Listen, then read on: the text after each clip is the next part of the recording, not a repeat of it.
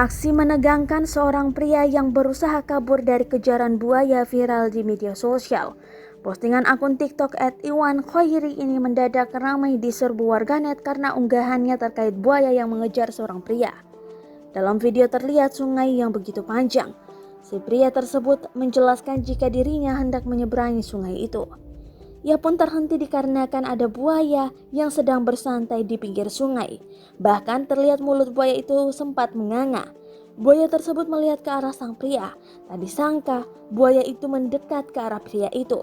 Buaya itu juga bahkan berputar dan menyelam dengan cepat mengejar si pria yang ada di dalam kapal. Pria itu lantas ketakutan, ia bahkan membaca lantunan doa dan berusaha untuk lari. Ya Allah, buaya guys. Astagfirullah, astagfirullah. Allah, Allah, Allah, Allah.